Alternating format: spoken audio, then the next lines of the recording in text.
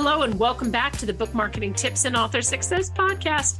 So this is Penny Sansevieri and Amy Cornell. Amy, I have to tell you, we got such a lovely note from a listener. We've gotten actually several notes and posts on our comments on our blog from listeners who are just like, oh, we're avid fans. Which is always so flattering. And thank you all so much. We love that. But I went back and listened to a couple shows and I really hate I sound like an idiot. So I just want to apologize for everybody. If you're just listening to me to wait to see what Amy's going to say, I'm totally fine with that. I just sound so terrible on these Stop shows. it. My gosh. And I told her, because all of you listening have probably picked up on this too, I reminded her that she's the one that has to launch the show and keep the transitions going and make sure we don't have dead space. So I just get to sit here and make very contrived comments. So I'm in the easy seat. Oh my gosh. Well, so not so easy seat. Amy came up with the idea for the show today. And when we get as you know, a lot of times we get our show ideas from emails that we get or conversations that I have with authors or something that came up at a writer's conference or something like that. This show, I want to apologize in advance for the repetition. I know we've done shows on this before, but apparently not everybody's listening to us. So it's spread the word. Yeah. Let me just make the show really weird. Not everybody's listening to us, and this is still such an issue.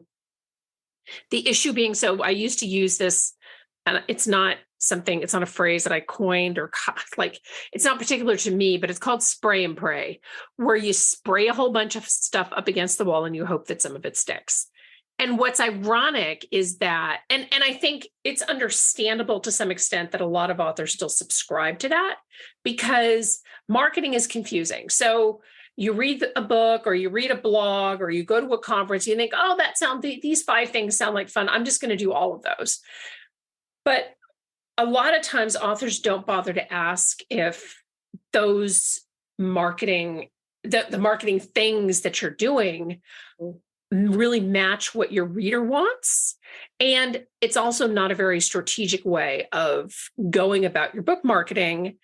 And what ends up happening is you get, sometimes authors show up on our doorstep and they are exhausted. They're broke because they're like, oh, I've spent all this money on this stuff. And I'm like, I don't know, why did you look at an author one time ran an ad in a movie theater before the movie. So those ads that run. And, first off, the ad, there was no match to the movie. I mean, I guess the theater needed the money because I would think as a theater owner, you'd be like, well, let me match this up with a movie that makes sense. But it was, I don't know how much it cost. I'm imagining it probably was upwards of $10,000 or more. And it was one of those things that this author checked off their list where it left them deflated because you have all these high expectations and you think, oh, this is going to work out great. So we see that a lot, and that's an extreme example, but we see that a lot in marketing that's being done that isn't really, I want to use the word thoughtful because that sounds like an author is just being careless, which I know you're not, but it's not, let's just use the word strategic again. It's not strategic enough. And something that I'm going to have Amy lead with this because we laughed so hard in the green room about this. The impetus for this show was an email that Amy got from an author, and he or she, I don't remember the gender, but compared themselves to a particular author. And that's kind of how they let off. And this is where we decided we need to do another show on this. Amy, do you want to, sorry, that was a really weird, this is why I'm a terrible host. That was such a weird way to get to this topic. It was perfect. If you weren't the host, we wouldn't be doing this at all. So let's be serious. But no, we got essentially a press release from an author, and they flat out started that email off with, I'm the next Colleen Hoover. Right. And I almost fell out of my damn chair because I thought, whoa, this, and I actually looked the author up because I was like, all right, like, let's see where this goes, So I looked the author up, and I don't have anything negative to say, but I can say that they don't have a huge following yet. They don't own a lot of online real estate. We've talked about that before in previous episodes. They just, they were very new to the scene. Yeah. And while we can appreciate, believing in your product, believing in your writing, and having dreams, that is a huge claim to make. I was telling Penny that even saying your book is great for Colleen Hoover fans is a big deal. Like that is a huge statement to make. If you're going to associate yourself with a household name author, essentially, especially for genre fans, you've got to back that up. Because I said to Penny in text, I said, because those fans will hunt you down and skin you if you have wasted their money and their time on a book that 100% does not stack up to what you're claiming it does. Right. And this kind of plays into, again, what we were talking about, this spray and pray. We see this a lot on social media too, where authors will, because again, social media can be complex. There's a lot of different ways to go about it. And like Penny said, it has to be really strategic as much as we, want to have fun with it. But we see a lot of authors just pumping out content like, here's my book, here's how to buy it. Here's my book, here's how to buy it. Here's my, you know what I mean? Mm-hmm. Wash, rinse, and repeat. And what we definitely want, kind of the core of this is reminding y'all to put yourself in the reader, potential buyer's shoes, because we're all consumers. We all know what it feels like to be marketed to, right? I mean, essentially. Right. And I think that's easy to lose sight of as an author, to remember or to think about, like, how is the reader feeling when they get all these posts from me that just show my book over and over again? You know what I mean? How is the reader feeling when I say I'm the next Colleen Hoover, and maybe I have a little more work to do? Just remember who you're marketing to, real people. And as Penny said, don't just check things off the list. Really understand why you're doing it, who the recipient is, how you want them to feel. Because if your only goal is to have them buy your book, that's not the point of marketing. You know what I mean? Yes, right. You want to sell books, but if your only goal for everything you do is to get that person to click buy right that second, you're not focused on the right things. Exactly. And I think that's where a lot of, we understand that the clock is ticking. We understand that there's a lot of pressure. You wrote this book. I mean, I think that the most shocking thing to a lot of authors is that writing the book was really the easy part. Mm-hmm. The marketing piece of it is much harder than writing. And I say this as somebody who is now getting ready to publish her 23rd book. I mean, writing is not easy. The truckload took me, I was like birthing an elephant, and I've never given birth to an elephant, but I'm just sort of using my imagination here. Traumatizing, I just got to tell you. But the marketing part of it does get confusing when you start to treat it like a to-do list that you're checking off. Yes, it feels good to check off, to mark that off on your list. But if it's not pushing you forward, it's not doing anything, and you're really just wasting your time. So, I mean, my recommendation is, if you're thinking about doing, so the first thing is that you want to consider, like, for example, Goodreads. And I know Amy can speak all day long to Goodreads. She's really smart about that platform. She does all of our Goodreads campaigns. But you should consider, at a bare minimum, to be on websites, get a presence on websites that are some pretty, like an author's basic toolkit, right? Goodreads is one of those, BookBub is another. Whether or not you decide to do social media doesn't really necessarily matter in this equation, because, social media is, a lot of authors waste a lot of time on social media and feel like they're being productive. Mm-hmm. I think that you want to, your standard toolkit, your standard author's toolkit, and then whatever you layer on top of that there needs to be a reason. There needs to be some kind of a tether to your audience. So years ago, this is really going to date me. I used an example the other day in a conversation with somebody about Blockbuster Video, and they paused for a moment. I'm like, oh my gosh, they have no idea what Blockbuster Video is. So I had to kind of, like, you need to talk about the VCR. It just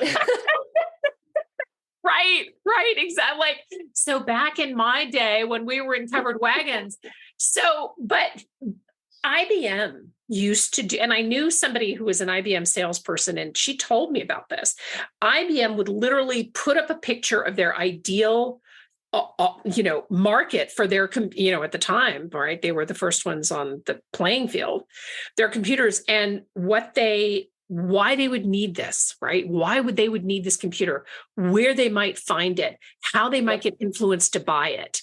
And they created this we do the same thing which is called a reader profile, but they created this buyer profile. The more that you know about your reader, the more that you know about your potential buyer, the more that you can be strategic in your decision-making. And it becomes less of, okay, so I'm just checking all this stuff off, and more of doing things that are actually making a difference. Absolutely. I love that example. The reader profile, we should link to that in the show notes for sure. Yeah, I'll make a note for sure.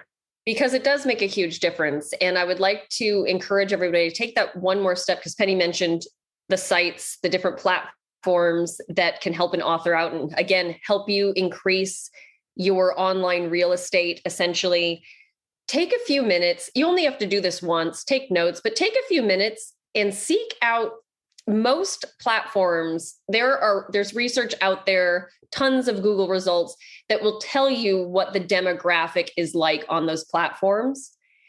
And just have that as part of your arsenal too, when you're deciding like where to spend your money, where to spend your time. Because while we encourage everybody to have a Goodreads author account that's, well-rounded, fill that out. It's owned by Amazon. There's no reason not to play nice with Amazon in this day and age, no matter what.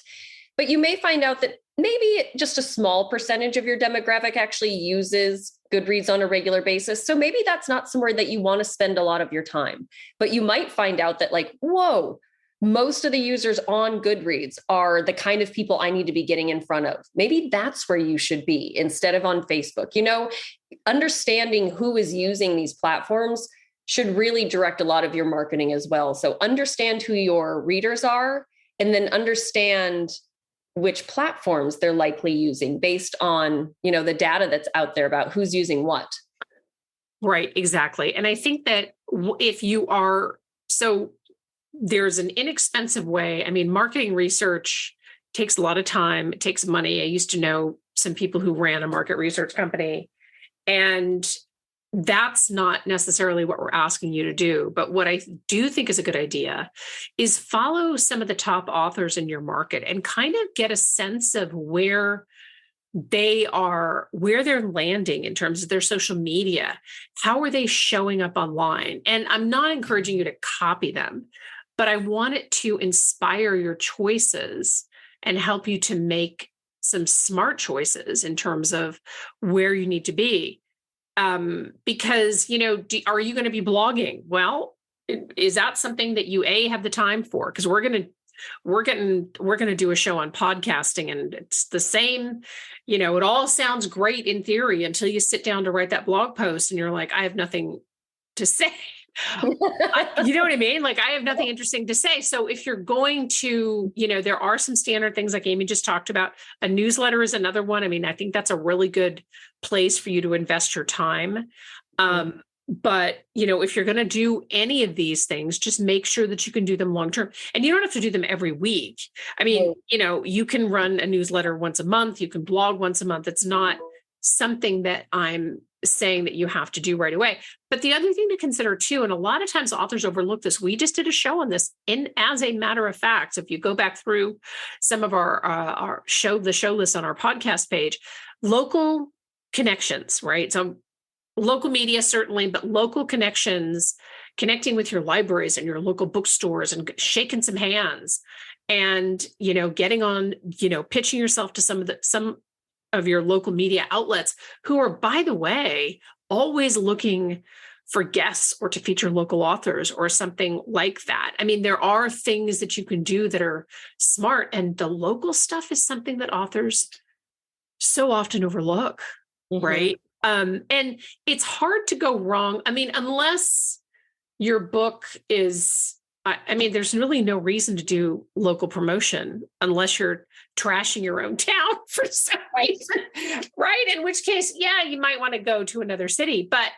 there's no reason not to do some of these standard things. And then the rest that you do gets in accordance with your reader market. So whatever's right for your reader market gets layered on top of that. Amazon's a great example. Amy and I do a lot of work on Amazon. You know, we talk about Amazon a lot. I just finished a book about Amazon. And the your Amazon book presence gets fragmented when you just throw your book up there and you are, your keywords are romance novel, for example, or your keywords are mystery book. And I don't mean to offend anybody listening thinking, well, those are my keywords. Aren't they good enough? Contact us today. No. Now y'all know why she's my co-host. I always forget to mention that.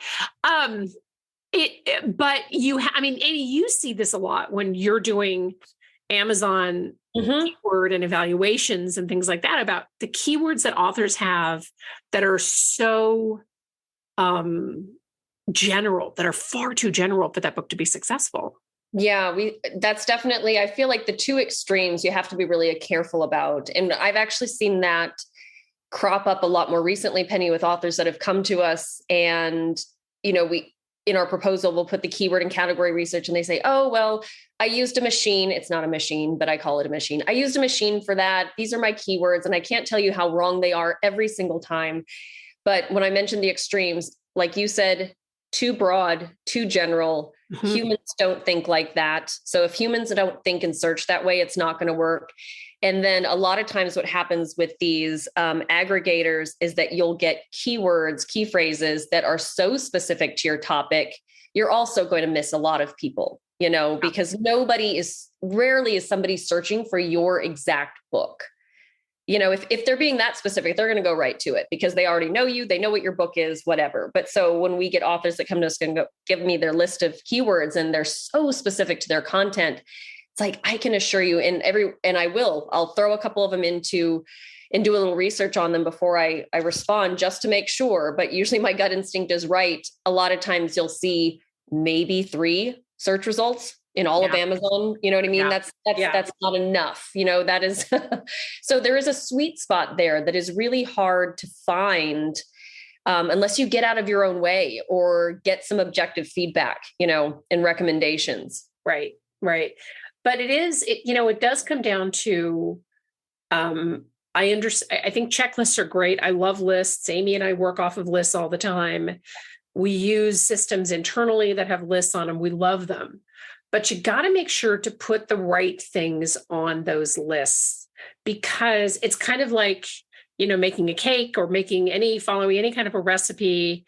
If you throw the wrong things in the bowl or in the pan, it's never going to turn out right. So too many times authors are just showing up to do something and checking things off a list. And then a lot of times walking away and thinking, I'm not really sure why I did that. So figure out where the connection is to the reader. I mean, I used to say, find 5 reasons to do something, right? Find 5 reasons that I need to be running Facebook ads, or I need to be on Instagram, or I need to be going on a nationwide book tour. Like I want actually 10 reasons why you should go on a nationwide tour, because we're talking gas and hotels and it's a lot. We still have authors that want to do that. I think I applaud you. I would never do that for my book, not because I'm lazy or I don't like leaving my house, but I'm kind of lazy and I don't like leaving my house. No, I think you make a good point, Penny. We did an episode on this. I wish I could recall the name right now, but essentially, the supporting elements. So yes, make a list, but know that for each thing on that list, there needs to be a couple supporting elements. You mentioned Goodreads earlier. This is a very easy example. Yes, run a Goodreads giveaway to get your book in more hands, but you need to follow up and reach out to some of the winners, see how they're liking the book. Yeah. Join some groups, see if your book is getting mentioned in groups, little things like that. Those are the kind of actual connections that really elevate you to the next level, because anybody can run a Goodreads giveaway. That's available to everyone. But you are the only one that gets to reach out and potentially start a conversation with your winner. That's what makes you different. That's what makes you unique to that reader, potential buyer, potential long-term fan. Well, and that's actually a really good segue into the real reason that you're marketing. Is you're marketing to build relationships, not to build readers, which I know sounds a little crazy, right? Like, oh, but I want readers. You actually want relationships, because you can get one person to buy your book, and then you think, well, but I made that one sale, and that's great. 95% of books are sold word of mouth. This is a statistic that came out of Digital Book World a few years ago. And the reason that you want to build relationships, like Amy said, you want to reach out to, your Goodreads winners, you want to foster those relationships, is because one person can help you sell lots and lots of books. So those relationships really matter. So it becomes less about, here's a list of my marketing things that I'm going to do, and I'm just going to go through and check them off and feel super productive. Tear up that list, start a new list, and focus on the things that can help you to build and foster relationships with your readers, because those are the things that will carry you long-term through your success. Mm-hmm. Truly, but I love this. I'm so glad we did a show on this. I think that marketing is we understand that it's complex. That's why we do the show, because we love it. And that's why we have the blog. And that's why we have the business, as Amy always wants to point out. Contact us today. But I am shameless. I will own it. She's so good about that. Thank you so much for tuning in. This is Penny Sansevieri and Amy Cornell. And we're so glad that you listen. We love your feedback, and we'd love a review wherever you listen to podcasts. We'll see you next time. Bye-bye.